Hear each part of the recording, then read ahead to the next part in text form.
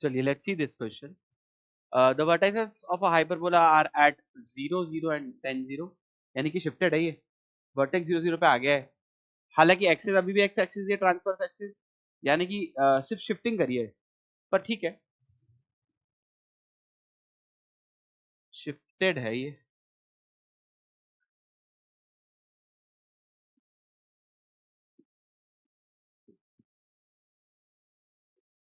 ठीक है भैया, शिफ्टेड है आपका हाइपरबोला. चलो उसको बनाते हैं, ज्यादा बेटर अंडरस्टैंडिंग होगी.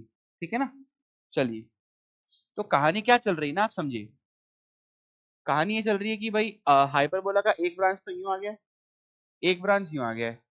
ठीक है. 10,0 पर एक वर्टेक्स है उसका. ठीक, एक वर्टेक्स उसका ओरिजिन पे है, और आगे यहीं पे कहीं पे जाके उसका एक फोकस वाला पॉइंट भी है, विच इज 18,0. ठीक है, तो ये सिचुएशन है.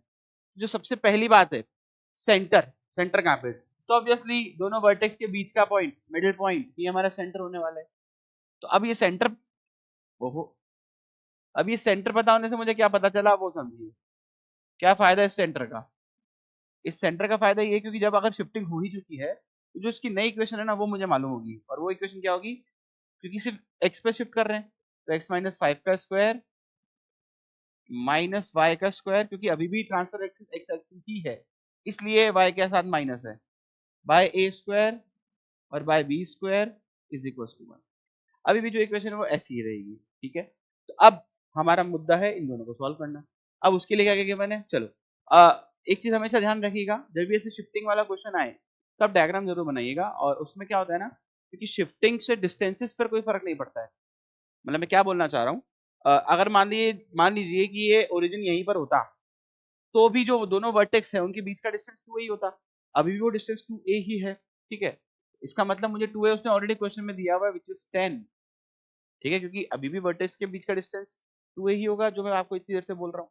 और ये डिस्टेंस मुझे 10 दिया हुआ है. क्या बात समझ में आ रही है? तो a का वैल्यू कितना हो गया यहाँ से 5. बेहतरीन.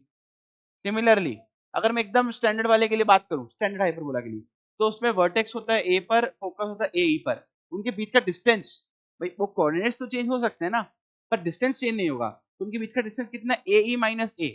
तो a e माइनस a भी मुझे क्वेश्चन में गिवन है. ठीक है. तो a e माइनस a कितना गिवन है बेटा मेरे को? 8. ठीक है. 18 और 10. क्लियर. तो ये तो बढ़िया बात है. यहाँ से a तो पता ही है. यहाँ से देखो e माइनस 1 कितना आ गया आपका? 8/5. तो e कितना आ गया? 8/5 प्लस 1 यानी कि 13/5. तो अगर आपको इसेंट्रिसिटी मालूम है, आपको a मालूम है, तो आप b क्यों नहीं निकाल सकते भाई? आपको रिजल्ट तो मालूम ही है भाई. बी स्क्वायर जो होगा मेरा क्या हो जाएगा? I think e square a square minus 1.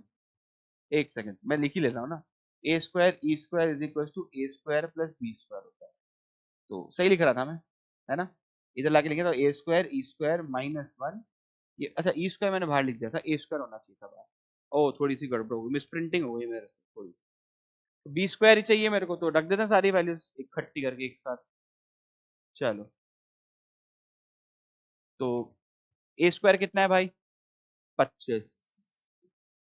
अंदर ई स्क्वायर कितना है? 13/25, 169/25. 169 माइनस 25/25, ये बी स्क्वायर के बराबर है. तो बी स्क्वायर 144 आ गया भगवान. ठीक है भैया जी, 144. तो इक्वेशन फाइनली क्या आ गई है मेरे पास? x माइनस 5 का square by 25 I think a square, हाँ, minus y square by 144 is equals to 1. और यही आपका आंसर होना चाहिए अगर सही है तो. और सही है तो अवेलेबल भी होगा. और अवेलेबल है क्या? आ रही है रहा.